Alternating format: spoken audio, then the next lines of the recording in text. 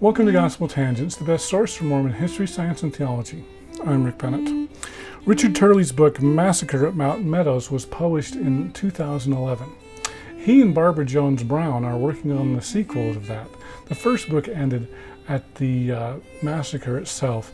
The second book will focus on the trials of John D. Lee and the aftermath of the massacre. So I'm looking forward to it. We're going to get a little bit of a sneak peek as Barbara and Rick talk about this. Barbara's my guest host. This was actually recorded last year for the Mormon History Association meetings in June of 2020. So it's going to be a great conversation. You won't want to miss it. Check it out. One of the other interviews that we've shared together was in 2004, I believe, when MHA was in Provo, Utah. And before I went down to attend the conference, my husband, who's an editor for the Deseret News, suggested, hey, you ought to write a freelance article for the Deseret News about this book that's being written about the Mountain Meadows Massacre. And there's 3 authors down there who will be presenting, Ron Walker, Glenn Leonard, and Rick Turley. Why don't you go to the conference and see if you can get an interview with one of them? And I had interviewed you over the phone many times before that, but never met you in person. And so I remember I had the opportunity to meet you at MHA, and I was very nervous when I asked you if I could have an interview with you about the book you were working on.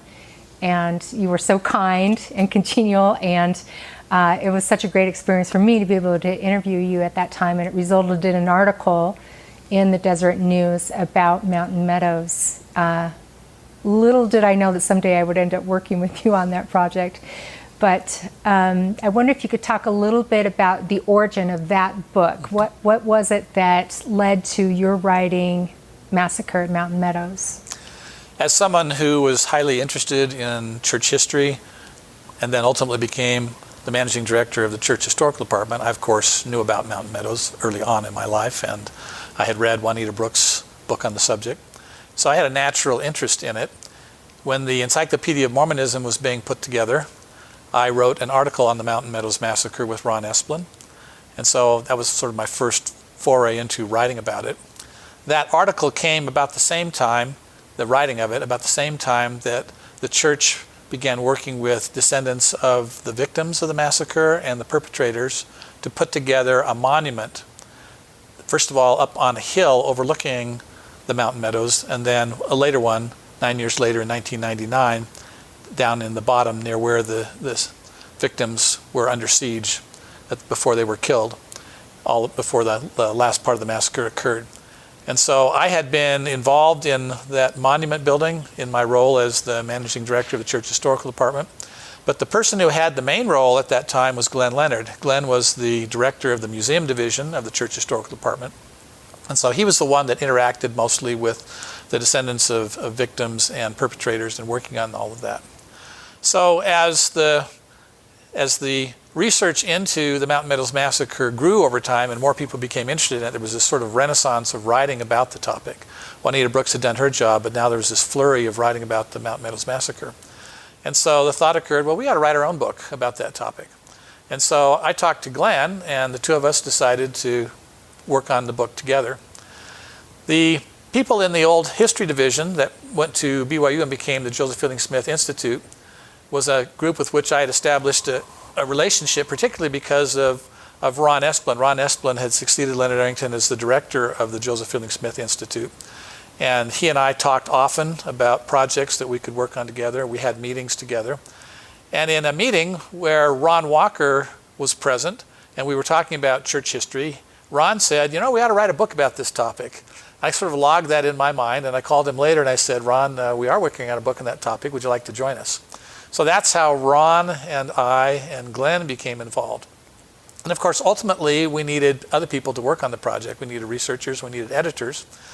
And so at one point, there was an opening for an editor, and that's when you applied for the job, and we hired you. Actually, it's a little bit different than that. Okay. I had submitted a resume to Elder Marlon K. Jensen 6 months before, just saying, hey, if you ever need any freelance editing, I'm really starting to become interested in church history, and give me a call. And he gave me one project, editing a manual for the Family History Library. And then I didn't hear anything else for months. And then all of a sudden I received a phone call from you to come in and interview, and I was kind of hesitant by that time, but I said, okay, I'll go in for the interview. And the rest is history, so they say. Do you want to talk about that interview and then more about the book? Sure. I mean, at the time we were working on the book, we were very optimistic about the schedule, as scholars often are. Sometimes we take on a project and we think, well, this will be done in a few months or a few years. As it turned out, that project, which we started around 2000 or 2001, it didn't wrap up until 2008. And because we actually divided the project into two parts, a first part and a second part, it's actually continued to this day. So on the first volume, because your skills as an editor were in high demand for this project, you did a tremendous amount on the book. In fact, I've got this copy of the book, Massacre at Mountain Meadows, that was inscribed to you by Glenn and Ron and me. And Ron put this inscription in, which I think reflects the feelings of all three of us. It says, "Every page shows our debt to you. With warmest appreciation, Ronald W. Walker." So you played a major role in that. So when the book was published, and I was continuing to work on the next volume of the set, you and I were working together on it in an editorial sort of role, and then ultimately became co-authors of it. So we're still working on it. For those who remain interested in the topic, I will say for this audience that the draft of the book is done, but as was the case with the first volume, it's too large to meet the page count for Oxford. So Barbara and I are currently working on trimming it down to get it within the page count so that it can be published, which we hope to do by the end of this year. Great. Well, I for one am really grateful to have that interview, that professional interview with you, and grateful for the opportunity I had to work on this project. It led to my going back to graduate school and getting a master's degree, and really has affected my life. So the whole Mountain Meadows project was so meaningful on so many counts. I wonder if you could talk more about the reconciliation process that took place as a result of the book, and about the 150th anniversary when Elder Henry B. Eyring read an apology. Just talk more about that, and then ultimately achieving National Historic Landmark status for the Mountain Meadows. So writing about the Mountain Meadows was one part of what I think needed to be done with the topic, but more than that, I think relationships needed to be built and more needed to be done, particularly to recognize and reflect the pain of the descendants and other relatives of the victims of the massacre, as well as to have a kind of catharsis for many of those who were descendants of participants in the massacre. As I mentioned, that sort of relationship had begun in the late 80s, early 90s, and it continued. Ultimately, three groups developed to represent those who had been victims of the massacre, and those three groups worked together at times. At other times they worked independently. But ultimately, one of the groups, the group that was the Mountain Meadows Monument Foundation, put together a group of proposals that were presented to the church suggesting that the church consider having the Mountain Meadows become a National Historic Landmark. And that proposal was accepted, and all three of the groups worked together with the church in having that National Historic Landmark recognition occur. When the meeting occurred that you mentioned with then Elder Henry B. Eyring of the 12, at that time now of the First Presidency, the purpose of that meeting was in part to read a statement on the part that had been drafted and signed by the First Presidency, expressing several things simultaneously. One was their profoundest regret that the massacre had ever occurred. A second was an expression not only to the victims of the massacre, but also to the native peoples who had been blamed, who had been scapegoated for being the primary cause and participants in the massacre, which simply was not the case. And so I think that was a watershed moment in many ways. Another watershed moment was when the National Historic Landmark recognition occurred. We went to Washington and we made a presentation before the committee that has to make the first recommendation on that. We had some consultants that we had hired to help us get through a very complicated process of paperwork. And then we made our presentation to the committee. It was interesting. I sat and watched this, and you sat and watched this, and many of the proposals that were made that day to the committee were sent back for further work. In the case of National Historic Landmark status for the Mountain Meadows Massacre historic site, it was accepted on the first go-through, which I thought was a wonderful thing. And then ultimately we had a ceremony at the Mountain Meadows, and representing the Department of the Interior and the Secretary of the Interior was the director of Zion National Park, who came and presented the plaque to recognize Mountain Meadows Massacre National Historic Landmark as an official part of the federal system in recognition. Yes, that was truly a great day, and I have so many wonderful memories of all of these events that you talk about in that reconciliation process, and all of the good things that have come about from our researching and writing about Mountain Meadows, the Mountain Meadows Massacre. I do want to say one more thing about that, and that is, in order for that National Historic Landmark recognition to occur, there had to be a lot of contiguous property covering the area where the massacre itself had occurred. National Historic Landmark status is rarely granted to parcels that are separated by great distance from each other. And so over the course of time, beginning in the 1990s and proceeding up to that time, the church and a lot of people working at the church spent a lot of time and effort negotiating with landholders in the area in order to acquire property necessary to be able to present the area in essentially the same type of state that it was in at the time that we acquired the property. Obviously there were changes that were made between the time of the massacre and then, but what we could see happening is we could see that development was coming.